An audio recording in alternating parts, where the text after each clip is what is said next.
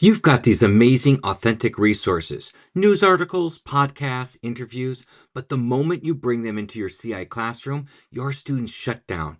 Too many unknown words, too much complexity, too much frustration. Sound familiar? I've been there. I remember the first time I tried using a news article with my students. I was excited. I thought, this is real world Spanish. They're going to love it. But instead, I got blank stares, furrowed brows, and within minutes, total disengagement. Some students even gave up before we got halfway through.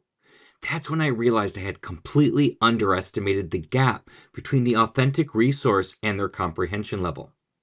But here's the good news. There's a way to fix this. We don't have to give up on authentic materials just because they're challenging. The key is scaffolding. Today, I'm breaking down a foolproof strategy that will help you make authentic resources both accessible and challenging. Stick with me and I'll show you exactly how to adapt real-world materials in a way that keeps students engaged, learning, and building proficiency. Let's dive in. Before we even think about scaffolding, we need to choose the right kind of authentic materials. Not all authentic resources are created equal, and the biggest mistake we can make is picking something that's way too difficult. Here's how to make the right choice. Pick high interest, low complexity materials. Students engage more with topics they care about. Instead of starting with news articles full of academic jargon, find blog posts, product reviews, or even tweets that match their interests. If you're teaching teenagers, a BuzzFeed style quiz in the target language might be more effective than a formal newspaper article. If you're working with adults, a restaurant review or travel blog might be more engaging than a historical essay. And you want to assess comprehensibility before using. A great rule of thumb is the 90% rule. If students can't understand at least 90% of the text, that's 9 out of 10 words, without help, it's too difficult.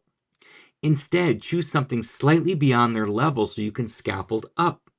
One trick I use, I read the text out loud at a natural speed and check how much my students grasp without looking at the words.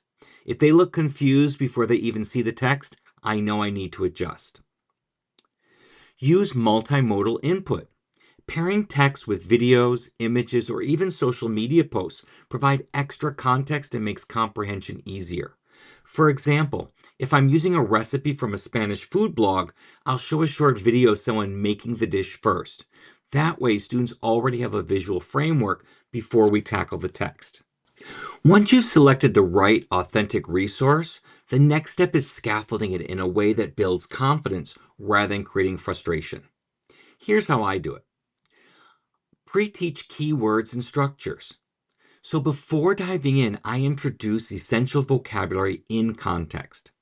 But here's the key. I don't just hand students a list of words. That's not CI. Instead, I use the words in natural conversations first. I might introduce a news article by saying, Oye, ¿escuchaste la noticia sobre el volcán en México? Fue increíble. Mucha gente tuvo que evacuar sus casas. That way, they're already hearing keywords in a meaningful context before even seeing them in print. Use embedded reading. If an article is too complex, I don't just translate it or summarize it. I use embedded reading. This means starting with a simplified version of the text and gradually adding complexity. This lets students build comprehension in layers. They read an easier version first, then a slightly more detailed version, and finally the original text. You can also provide context clues. Before I let students read, I give them headlines, images, or guiding questions to help them predict meaning. For example, if we're reading an interview with a famous athlete, I'll show a photo of the athlete, ask students what they already know about them, and have them make predictions about what kinds of things the article might discuss. This gives them a roadmap before they start reading.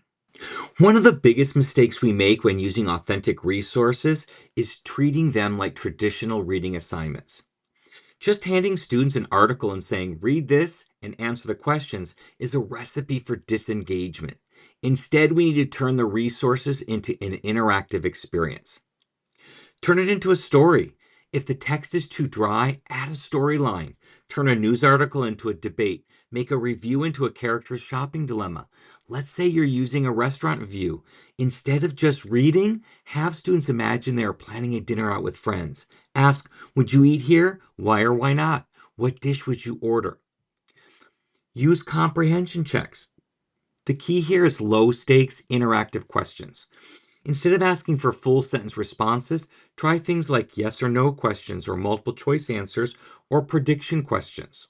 A simple, what do you think happens next, keeps students engaged. You want to also encourage personal connections. Students remember content when it connects to their own experiences. If you're using a travel blog, ask, what would you want to visit this place? Would you want to visit this place? Why or why not? That's the most exciting place you've ever traveled to. When students relate the content to their own lives, they actually acquire language faster. By the way, if you want to check your CI teaching skills, take my CI proficiency quiz. It's a quick and easy way to see where you stand with CI and what you can improve. Check out mm.us/CI quiz. So let's recap. Choosing the right materials, scaffolding them effectively, and making them interactive can take authentic resources from frustrating to engaging and effective for your students. Now I want to hear from you. What's your biggest challenge when using authentic resources? Drop it in the comments below. I'd love to help. And if you want to take this even further, check out my next video, Effortlessly Master Rubrics in Language Teaching, a simple guide. It'll show you how to assess comprehension and proficiency without all the stress. Until next time, happy comprehensible input.